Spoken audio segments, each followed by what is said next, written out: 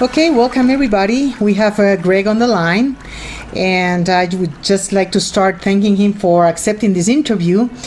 We have listeners from all over the world tuning in, and most people already know your work, and so I just want to be able to extract the best I can from all the knowledge you've had and that you've gathered through your visits to so many continents and all the research that you've done. So since we have 60 minutes, I would just like to start with a question right directly, since I've already introduced you through all our social means.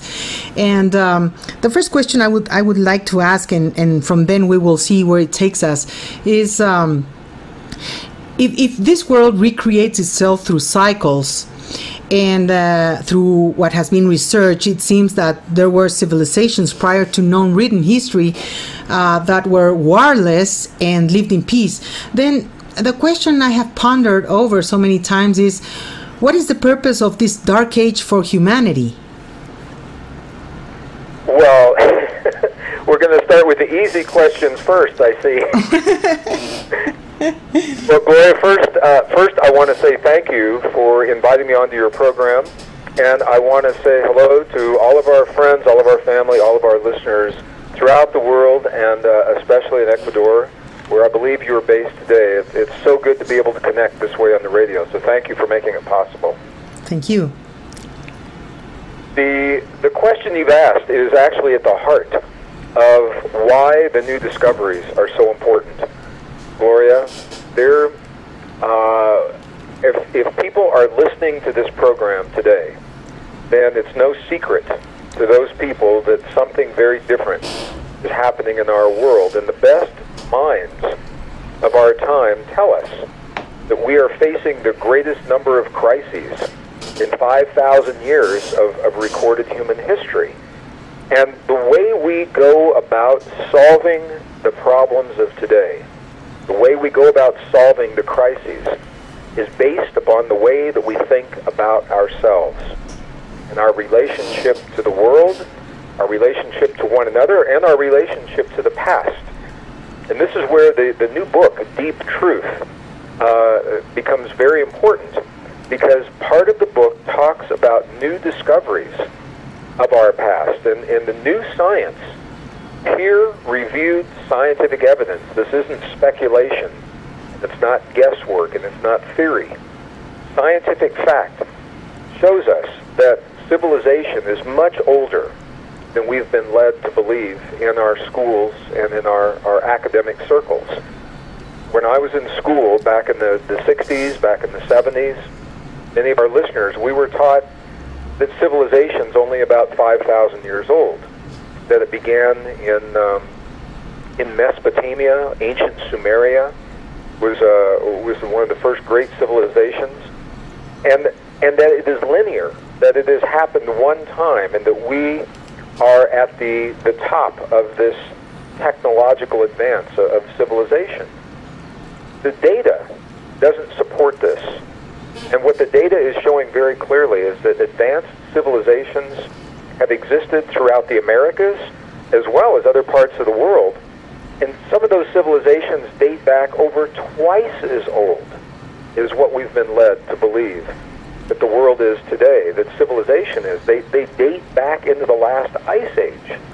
And one of the mysteries, Gloria, and I think this is the answer to your question, one of the great mysteries is that scientists in the excavations, whether they're talking about northern Peru, or whether they're talking about India, or Turkey, or Egypt, wherever these advanced civilizations are, when we go older than 5,000 years, we find no evidence of large-scale war to solve the problems of the world. We find no evidence of weapons. We find no evidence of walls protecting the cities and moats, protecting the homes and the villages. We find no mass graves, no mutilated bodies that we would expect from large-scale war.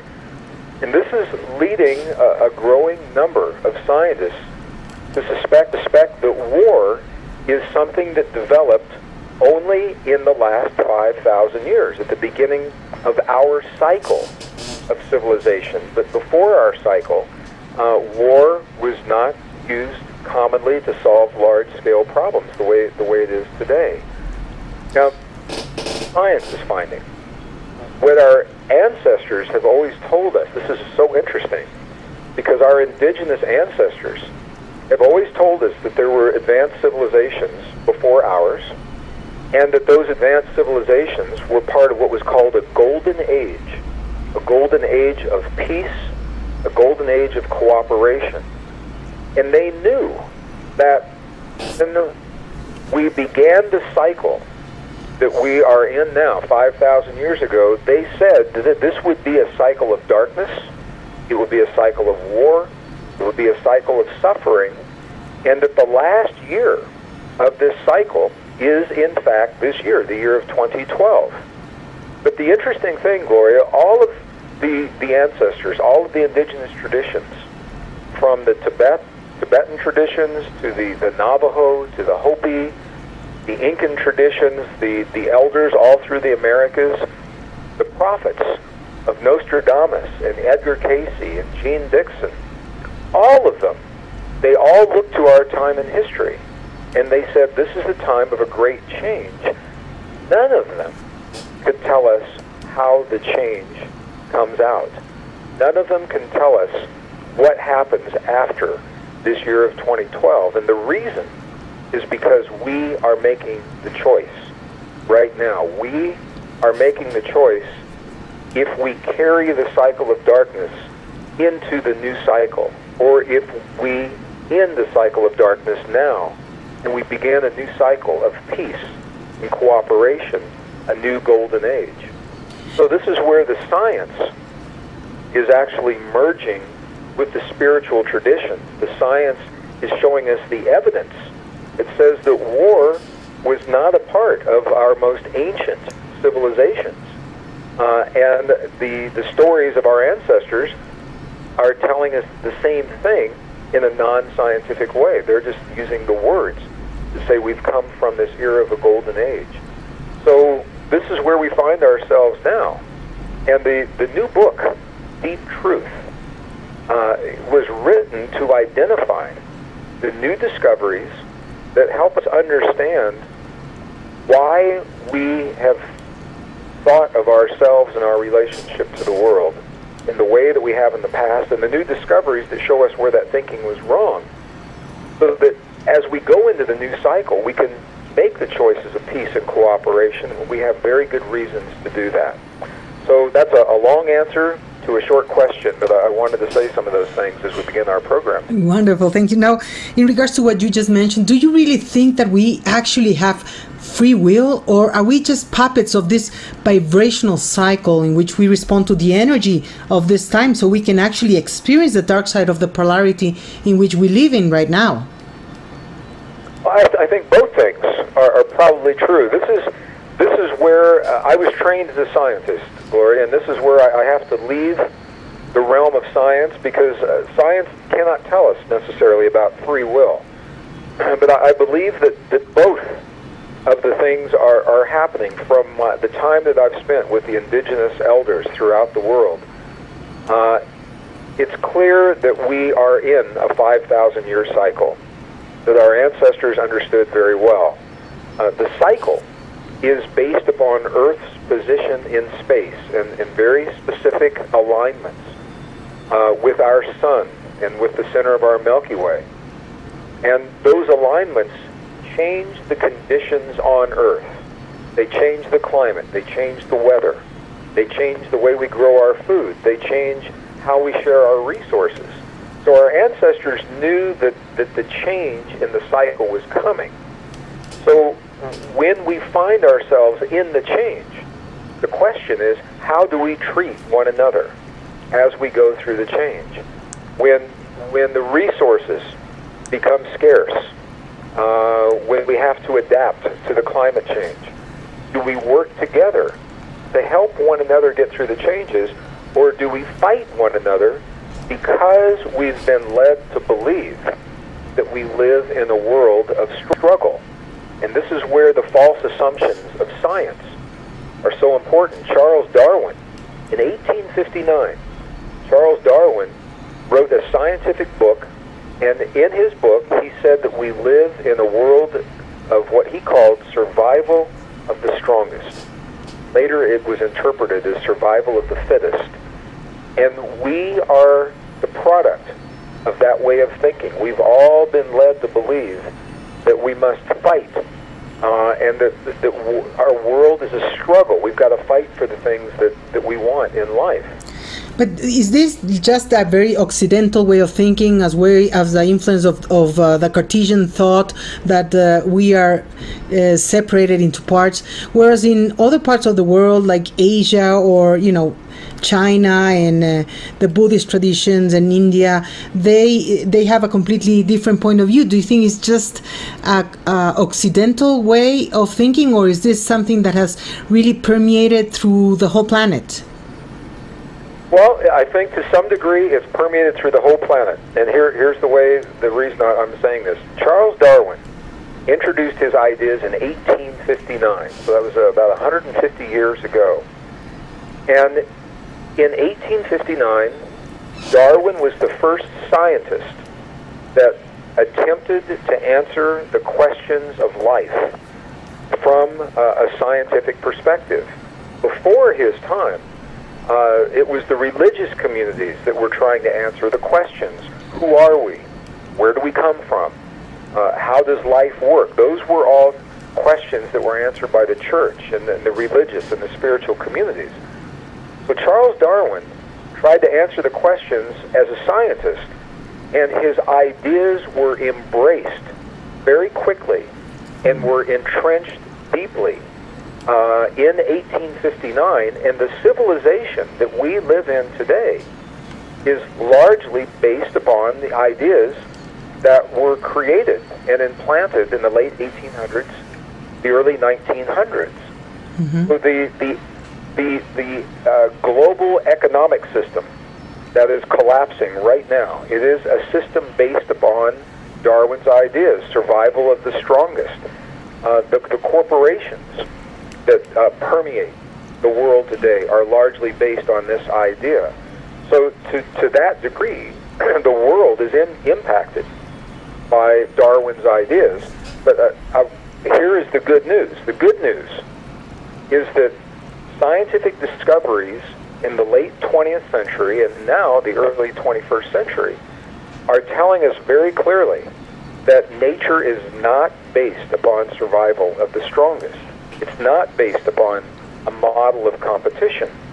Those things may happen sometimes, but that nature is based upon a model of what is called cooperation and mutual aid. So here's, in my opinion, here's where Charles Darwin made the mistake. Darwin took some observations for some forms of life that he made in some parts of the world, and he tried to apply what he saw in those places everywhere to all life, including human life. And the problem is that the science, the data, does not support those ideas. So there were over 400 scientific studies that were done in the late 20th century and now the early 21st century.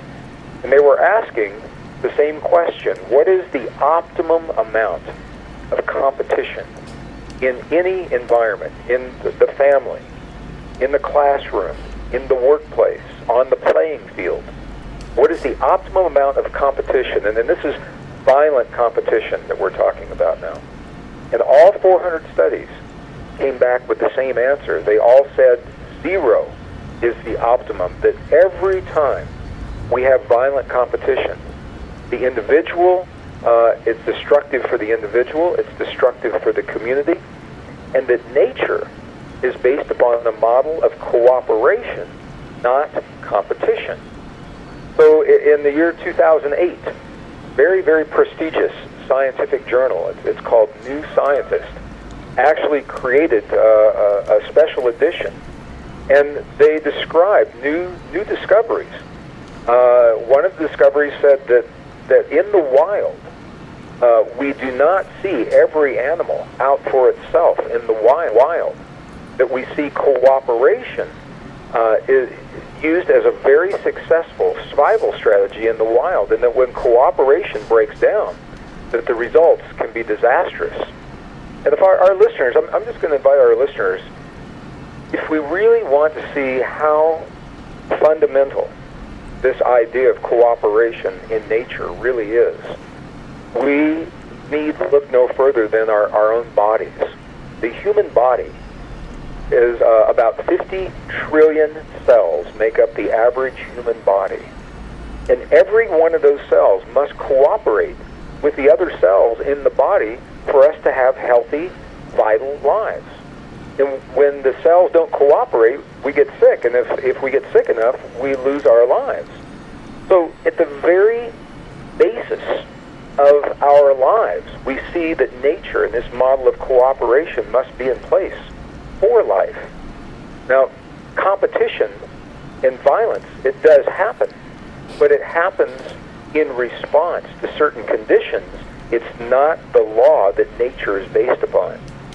And that is a very, very revolutionary idea that is sweeping through the sciences right now, through biology, anthropology, the life sciences, because it changes the way we think about ourselves and our relationship to the world. So one of the suggestions you would make to people on planet Earth nowadays is to actually start thinking differently so we can create a new world, because it seems that what we have created, it has become a habit, and we live in a hypnotized world led by certain systems where we think that we cannot come out of them. Like maybe, I would mention three that I always mention: the political, the economical, and the religious systems.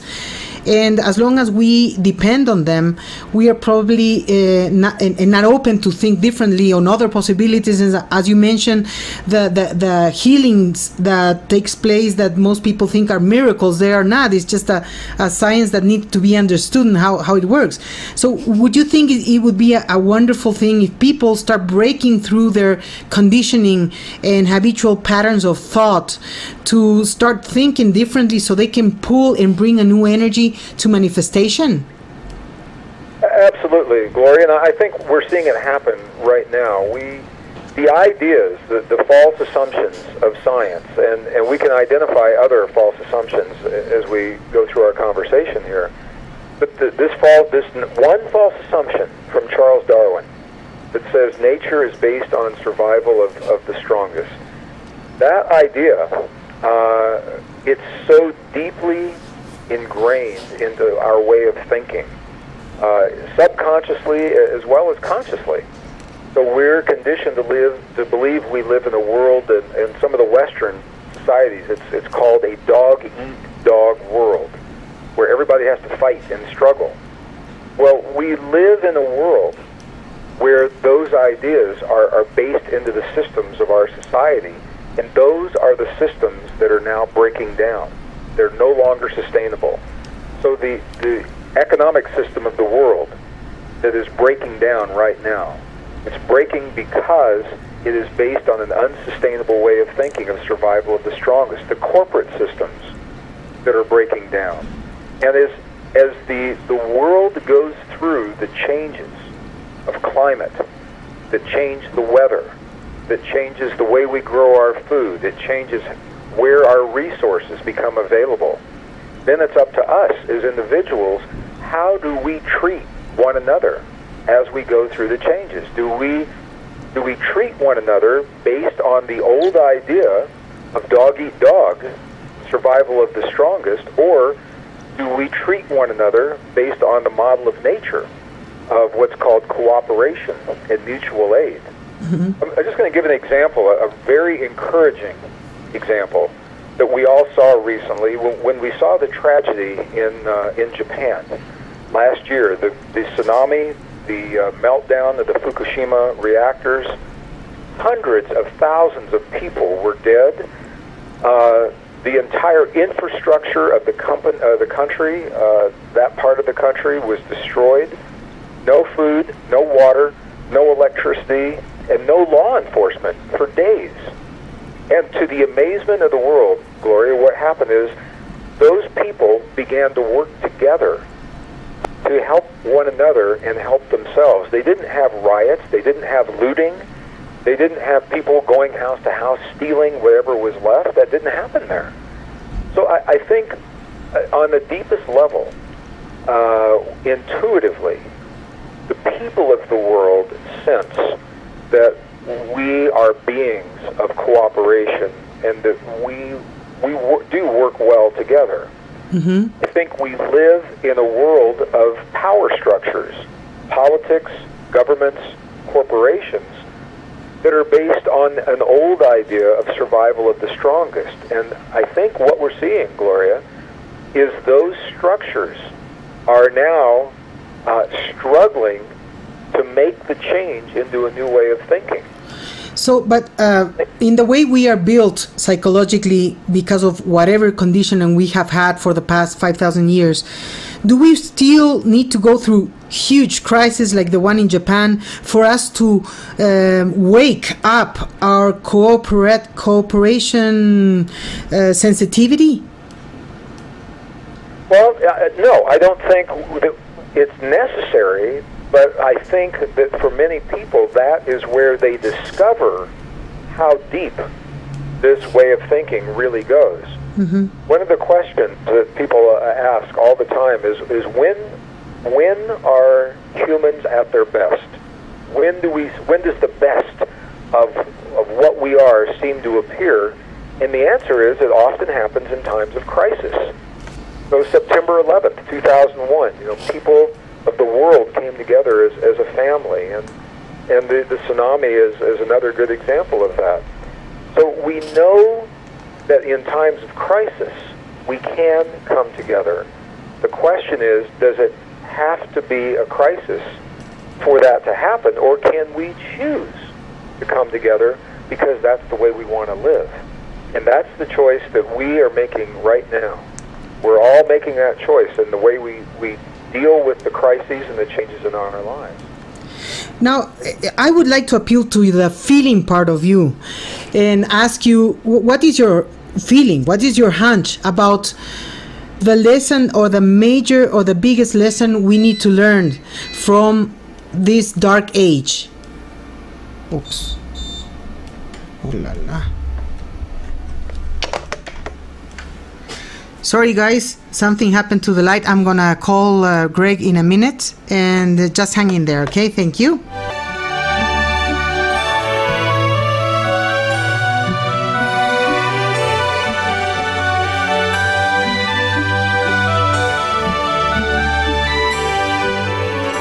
Okay, sorry everybody for this interruption. Unluckily, we live in a country where we have these certain difficulties with electricity, but we have Gregg again on the phone. And Gregg, I'm so sorry again. It's not something you said. It's actually the electricity. I don't know what happened to it. Anyway, I don't remember what was the question that I asked you last time, and you were actually starting to answer. Oh, I think I appealed to your feeling about why is this dark age of humanity? What do we need to learn from this dark age in order for us to keep on evolving to the next stage? Well, I think the age appears to be part of a cycle, Gloria, and our ancestors said that this was not the first time that humankind has been through a dark cycle. They knew it was coming. Those that follow the Mesoamerican calendars were very clear about when the cycle would occur. They knew that when Earth reached a certain place in space, that it would change the way we live on the planet. They told us that, and they said it would be up to us to discover the truth within ourselves. How do we treat one another as we go through the change? Do we go to the lowest animal instinct, and in fear, do we fight and struggle, or do we realize that we are not governed by those lowest animal instincts, that we don't have to follow the laws that Darwin saw for other forms of life, that nature is based on this model of cooperation and mutual aid. So it appears that when we go through this cycle, this is this is what happens, is that we get to discover and choose how we want to live our lives on this planet. Do we want to live a life of scarcity, or do we choose to live in peace and cooperation, where we all seem to live much, much better lives? So our ancestors have told us that there have been 4 cycles like this in the past, and that we are living the 5th cycle. And of course, this is what the 2012 year is all about, the end of the Aztec and the Mayan calendar that began 5,125 years ago. It's exactly 1,872,000 days from the last alignment until the alignment in 2012. And during that time, Earth goes through the shifts of the climate and the weather that change the way we live. And once we become aware of that, we then have the opportunity to choose how we treat one another as we go through the changes. So I'm an optimist. I believe that it's a difficult path, but I'm encouraged by what I see in the world publicly, what I see behind the scenes. I think the crises of our world are forcing us to work together, and as we do that, we become better people, we become a stronger world. And when the crises disappear, we will still be working together, and I think this is how the new world emerges that so many of our ancestors saw in their prophecies. So actually, since we live in a world of polarity, we do need crisis in us for us to see the light. I mean, it's like it's at night where we see the stars shining. It's not during the day that we can see them shining unless an unusual event happens. But normally the stars are brightest at night, and in the darkest hours is where we are able to see the most valuable light part of ourselves. So would it be like a very important lesson to learn from this dark age is to help us bring out the most valuable part of our light bodies or of our spiritual side? Well, I think it can happen that way, but I think what we're learning is we do not need the crisis to bring out the best in our lives. The crisis in the past has showed us where that is, but now we're asking ourselves, can we choose to cooperate? Can we choose to work together in new ways so that we don't need the crisis to push us to that? And I think that is part of the lesson that we're learning here. Yeah, that's definitely amazing. Now, I would like to ask you something that has been coming around for me since I read about fractal geometry and I heard you speaking about fractal time. And it's if we have this idea of fractal geometry where everything is infinitely small or infinitely large, and so as time that you talk about these cycles and how in understanding the fractal idea, I ask myself about how the idea of the Big Bang has also shaped what we think about who we are and why we're here and how things were created. But if the idea behind the fractal time is something that is really clear, then the Big Bang is not actually the start of creation. It's just a part of something that has been happening always, and there's no beginning and end. So what is your idea about the relationship of the concept of fractal time and the Big Bang theory and how we relate to the world? Well, these are big ideas, Gloria, that you're asking me about. And I have to be clear with our listeners, this is where science cannot tell us what happened before the Big Bang. So I have to deviate from scientific fact to my opinion. And what our indigenous ancestors have always said is that the Big Bang is not the beginning of everything, that there was something here before the Big Bang. Science has not acknowledged that yet. Physics doesn't allow for that. But the spiritual teachings almost universally talk about the world before this world began. So, and in the principles of fractals, repeating patterns of energy, it makes perfect sense that there would be something here before that massive release of energy, but we simply don't know what it is. For me, the value of understanding fractal cycles is if we want to know realistically what we can expect for our time and for the future, if we know how to look at the cycles of the past, then they give us a good idea of what we can expect in the cycles of the present and in the cycles of the future. So, for example, every cycle begins with an event that sets into motion a pattern of energy. And that pattern will repeat again and again on a cyclic basis. There's a rhythm to the way those patterns repeat.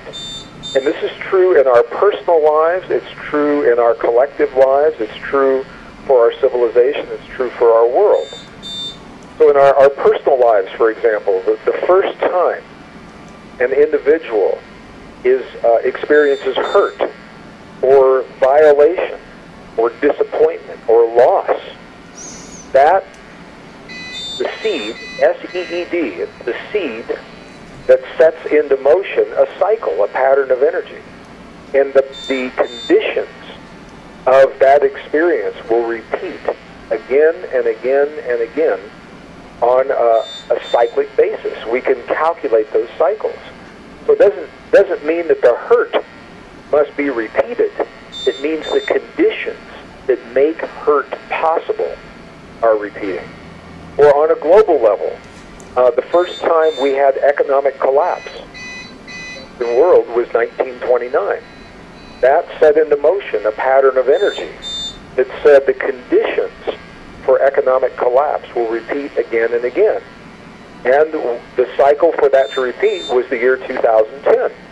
So we are living the repeat of conditions from 1929. Now, the beauty of knowing about the cycles is also knowing that there is a place where one cycle ends or the next cycle begins. There's a place called the choice point, and that choice point is where we can change those patterns. So we can change the pattern of economic collapse. I don't think we have to go through a complete global economic collapse and all the suffering if we recognize the choice point. Mm-hmm. I don't think we have to have the war in the Middle East that so many people believe is inevitable between Israel and Iran. I don't think that has to happen. But in order to change that, we must make the choices. And we are now living the time where those choices are very potent. So this is why our choices of peace and cooperation are so really important right now. Mm-hmm. They give us a fertile opportunity to avoid the great suffering that can come from, for example, an economic collapse, or for example, a war. Mm-hmm. Now, Gregg, I know you come from a scientific background and your training is on a scientific area, and science is a very young endeavor in humanity's way of understanding reality, and therefore I want to ask you something regarding science, because I know you're probably very fond of quantum physics, but yet I feel that maybe it's just a new platform for us to understand reality, and then something else will come. It's not the ultimate way of understanding reality or truth, and there will be a new platform or a new finding that will would say bye-bye to quantum physics, and we'll have a new understanding of reality. So I wonder in what way science interferes with our spiritual development or our spiritual way of understanding life, where I'm sure you've had these experiences that when you have an understanding from a higher dimension that we can call it the spiritual dimension, you have a wider understanding of everything without having to describe it in such a rational way for the rest of the people to understand. So I wonder in what way science is interfering with our intuitive development. Well, you've just asked me three very important questions. Oh. Well, I'll begin by saying that science is simply a tool. Science is a tool to help us understand our relationship to the world, to help us understand ourselves. And science was designed to be constantly changed and updated. As new discoveries are made, science was intended to be updated to reflect those new discoveries. Where we have problems now is that science has become a religion in many circles. Science has become static. And static, by that I mean that the new discoveries are not allowed into the scientific story of our relationship to the world and our bodies. So quantum physics, for example, tells us everything is connected. But that understanding is not taught in our classrooms today. It's not reflected in the mainstream media. Science, quantum physics tells us that what we do in one place has an effect on what happens somewhere else. And that is not taught in the classroom. It's not taught in the textbook, so it's not being updated in that way. Science, ultimately, all that science can do, Gloria, in my opinion, all that science can do is to tell us how things work. But science cannot tell us how to apply those understandings in our lives. So this is where I make a distinction between knowledge and wisdom. Mm-hmm. Science can give us a lot of knowledge. Science can tell us that everything is connected. Science can tell us that there is no empty space anywhere in the universe, that there is a form of energy that connects all things. Science can tell us that. But science cannot tell us how to apply that connection in our lives. This is where the spiritual understandings of our past, I think, are so important. Because science has only been around for about 300 years. So it took science 300 years, and only now quantum physics has arrived at the understanding that everything is connected. I'm just using that as an example. Mm-hmm. It took 300 years for science to arrive at that understanding. Well, for over 5,000 years, our spiritual traditions began with the understanding that everything's connected. They began at that point. And for 5,000 years, the spiritual traditions have been helping us to know what that connection means. How do you live your life when you understand that everything is connected to everything else? So this is where the blending, marriage of science and spirituality, I believe, are leading us into a new wisdom. And the wisdom, it's more than science by itself. It's more than the spiritual traditions by themselves. It is the best of both that are being woven into a wisdom, a new understanding that takes us beyond where the understandings have in the past. And I'm very excited about the way I see it coming about. I believe what you're saying is true. If we make science the religion, then we limit ourselves. But if we understand that science is a tool to help us understand ourselves, and that tool changes as we discover new things. Yes, definitely. That's a very great point, Greg, and I thank you for that, because there's so many people that are waking up because they're having this urge to wake up and like a calling to develop more spiritually. And it's maybe, I don't know, this is another question I want to ask you. Do you think this kind of energy that is directed towards the planet right now in this change of era is actually helping people to have this strong urge to develop spiritually, for us to prepare actually for the new time, for the new phase that we're going to live? Well, what our own science is telling us is activity is very closely linked to solar cycles. The cycles of the sun influence greatly the way we live on Earth. And there are studies, Princeton University, for example, did an amazing study looking at the rise and fall of solar cycles since the 1700s. And what they found was that the periods of great human advancement are directly linked to periods of great solar activity.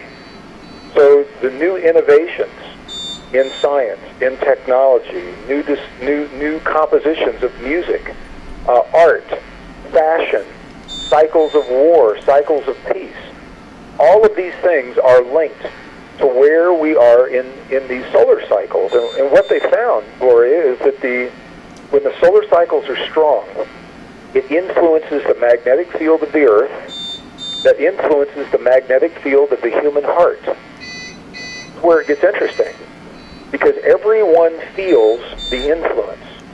If some people understand what that influence means, they can channel that energy into very productive, beautiful, life-enhancing experiences. For those people that do not understand what that surge, that burst of energy is all about, it can become very confusing, and it leads to social conflict. Actually, times of social conflict are linked to these as well. So it's not good and it's not bad. It simply tells us that when the solar cycles are at their peak, that humankind is bathed in a pulse of very powerful energy affecting the human heart and the way we think, the way we feel, the way we respond to life. The reason I'm saying this is because right now, this is the year 2012, we are at the very beginning of a very powerful solar cycle, where a wave of energy is sweeping the Earth, the magnetic fields of the Earth are impacted, and the human heart is impacted. Mm-hmm. Well, maybe that's what happened with our electricity here today, impacted by some solar flare. Well, we've gotten some of those lately very much, so I don't know if it has to do with that. But anyway, now that you've mentioned about the human heart, there's a couple questions I have regarding that. Because you've mentioned that the human heart has this huge electromagnetic field that is bigger than the brain or any other part in the body. And I want to ask you the difference between feeling and emotion, and so you can probably carry on with the answers. The next question would be, what came first, the feeling or the thought? Well, the two work very closely together.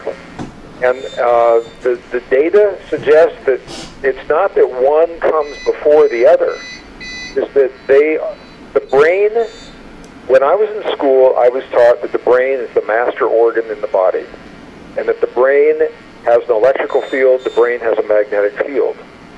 Well, we now know that the heart forms in the body before the brain ever forms. The heart is the first organ to form when we're in the womb of our mother.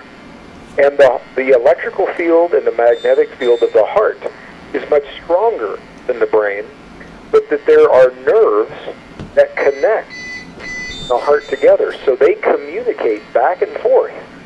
They're in constant communication with one another. So when we have a feeling of peace and safety and well-being in our heart, we send a signal to our brain, and the brain releases chemistry into the body for a strong immune system and for anti-aging hormones, for example. And when we feel that we feel threatened, the world is not safe, then the heart sends a very different signal to the brain, and the brain releases a very different chemistry into the body. So So when we feel threatened, when we feel the world is not safe, the brain releases what's called fight or flight chemistry into the body. So the immune system becomes weak, and the adrenaline becomes strong. The cortisol levels become strong. The stress hormones become strong in our bodies. So these studies are telling us that the two work together, and that the feeling in our heart and the thought that we have in our brain, they are very closely related. A thought can create a feeling, or a feeling can remind us of a thought. Mm-hmm. It goes both ways. It's very interesting what the new research is showing about the role of the heart.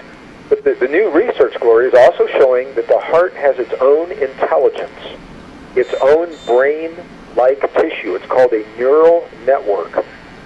But when we transplant a heart, for example, from one person to another, the person that receives the new heart often will develop an appetite for the food that the donor of the heart used to like, or will develop personality traits that are very similar to what the donor of the heart used to have. Mm-hmm. The studies that show that those are memories that are carried in the neural network of the human heart when it goes into from the donor to the recipient. Mm-hmm. Now, how can we discern between, because I mean, in the heart we can have, it's like the recipient for all kinds of feelings, right? So how can we discern between a feeling that's coming from the ego and a feeling that's coming from the soul? How can we tell where that feeling is coming from? No, I mean, when we feel something, we know normally we feel it in the heart, right? But sometimes what we are feeling is not aligned with the higher self, or with who we really are in essence, like our spiritual self or our soul. So in our heart, we also have a place, maybe in the superficial part of the heart, maybe I don't know where, but we also feel through the ego in the heart. So how can we discern when we are feeling through the ego, or when we are feeling through the soul? Well, the heart simply is the that's where the feelings. The heart is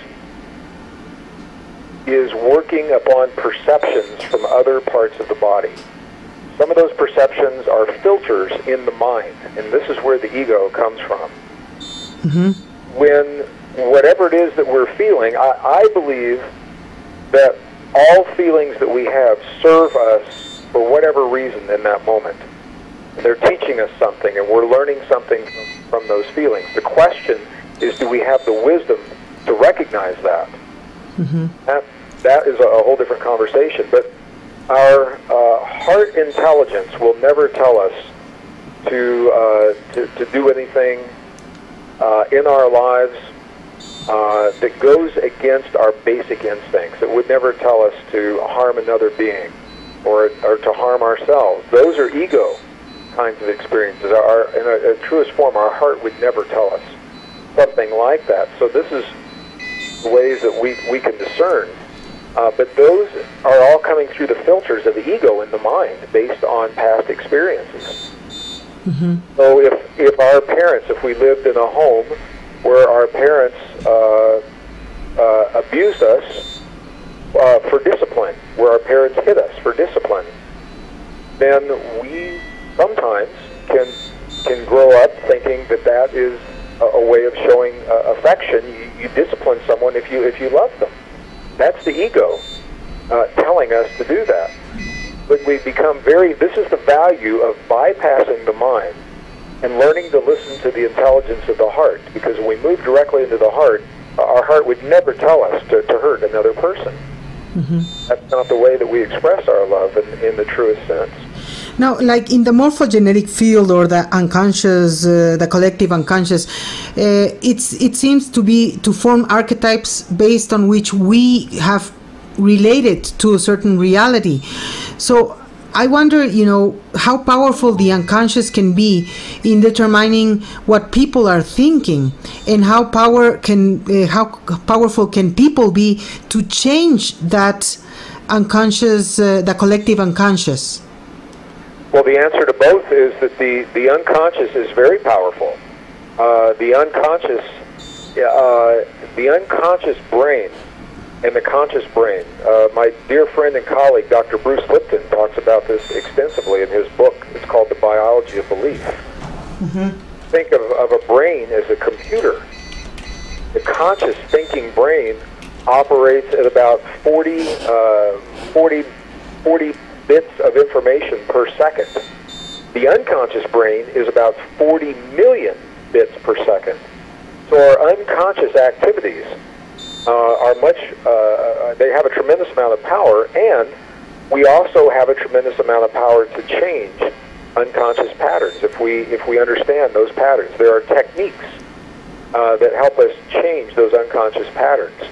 I'm a Hay House author, and one of my colleagues, Dr. Darren Weissman, has written a number of books about changing unconscious patterns. He uses something called a lifeline technique to change unconscious patterns. There's another technique that is called Psych-K, P-S-Y-C-H, and then the letter K.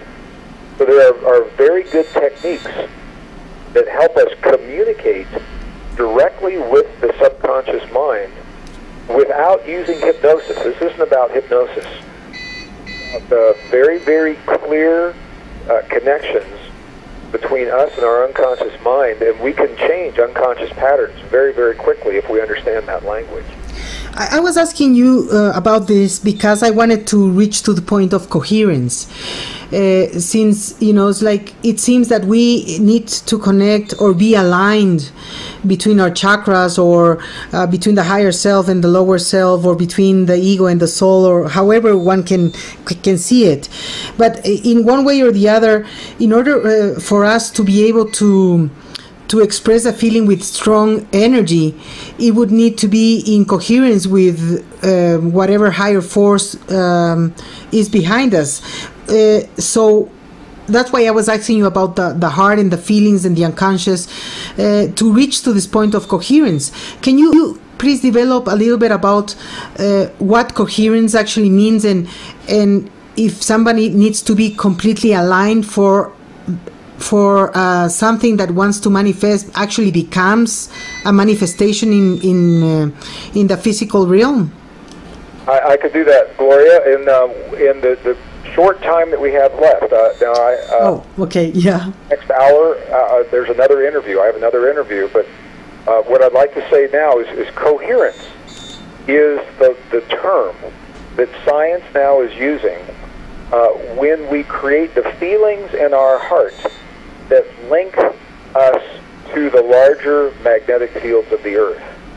Okay, our own science tells us that all life is connected through the magnetic fields of the earth. All the plants, all the animals, every CEO of every corporation, every leader of every nation, we are all connected through our hearts to the magnetic fields of the earth. When we create the feelings in our hearts that feed this field a very calming signal, it's called coherence. It's when all of our body systems functioning at their best, and the experience extends beyond our bodies through our hearts into the magnetic field of the earth. The experience is called coherence. Science has been able to measure the signal from the heart to the brain that tells us when we are in optimum coherence. So for the engineers listening, that signal, it's a low frequency. It is 0.10 hertz. 0.10 hertz. If we can create a feeling in our hearts that generates 0.10 hertz to our brain, we are in coherence. This is where the healing in our bodies begins. This is where the stem cells begin to heal the disease in our body. And it's also where this field that connects all hearts allows us to work together, to become less aggressive, to become more cooperative. Now, where this comes first is that the science has found the feelings that create coherence are the feelings that our ancestors have always told us create positive emotions. So they are the feelings of gratitude, care, appreciation, compassion. Those kinds of experiences create this 0.10 hertz, this coherence between our hearts and our brains. And this is where we're much healthier, our immune system is stronger, our anti-aging hormones are stronger, and then the effect also extends beyond our bodies into the magnetic field of the earth and actually create an atmosphere of cooperation and peace that allows the leaders of communities and nations to work together to solve the big problems. So the question every day, every moment of every day, we are all putting something into this field. We're all feeding the field through our hearts. The question is, what do we feed the field? Mm-hmm. The question that we must all answer each day. Do we feed the field anger and hate, or do we feed the field appreciation and care and gratitude and compassion? And this is, I think, where the big shift, Gloria, in the world really begins, with the personal experience of our relationship to life. How do we treat ourselves, and how do we go about solving the problems in our families and our communities? Do we do it with care and appreciation and gratitude, or we do it with anger and frustration and hate, jealousy? And that's a place where everybody can begin to contribute to this shift. This is amazing, Gregg, and I'm so thankful. I'm so sorry about the precious minutes that we lost with the electricity issue. But I really hope that maybe sometime in the future we can talk about some other subjects that we were not able to tap into today, because I know you're so full of information and wisdom and knowledge and everything that it would be wonderful to have another opportunity sometime in the near future so that we can continue to talk about other subjects. I really, really want to thank you for your time, and I wish you the best in all the research that you bring to us, and thank you for that as well. Your books, all the information that you're putting out there for us to help us wake up, to help us open our minds and see things in a different way. That is so precious, Gregg, that I really, really want to thank you for that. Oh, Gloria, I appreciate you so much. Thank you for being such a gracious host. And I'm going to send my love to you, to all of our friends, all of our family, throughout all the Americas, Ecuador, and all down through all the communities. Some of I've visited, some I have not. And I won't say goodbye. I will say until part 2. Take very, very good care of yourself, okay? Thank you. Take care, and until part 2 then. Bye-bye. Thank you. Bye-bye. Okay, well, thank you so much, everybody, for being patient. I'm so sorry for this unpredictable situation that we had with electricity cut. Thank God it was just for less than a minute or so that we were able to find a way to figure it out. We are working with our backup batteries, and that's why we have all these little noises in the background, because we've been able to bring you the interview through the help of backup batteries, and at least that happens. But I don't know what else to say, you guys, but just thank you for being patient, and hope you have enjoyed this interview.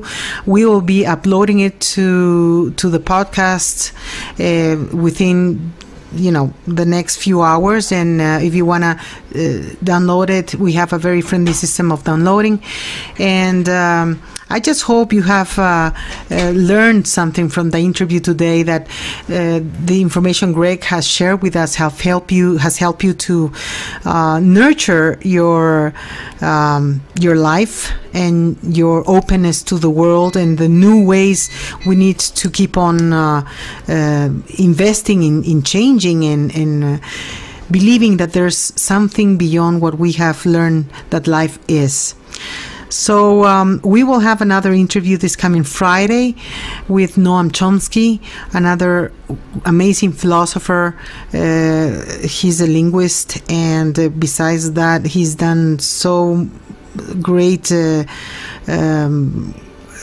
comments and presentations about world politics that has astounded many places in the world, especially the United States, where he's from. And we'll be talking about very interesting subjects, like maybe a new way of living in the political world, for instance, and so many other subjects that are as interesting as I think what Gregg is bringing us today. Okay, well, thank you so much, and until the next time, you can receive our news through the Facebook of Radio Serenidad, where we post messages in Spanish and English, and we let you know about the interviews we present here as much as we can. Okay, bye-bye, and until Friday. Take care.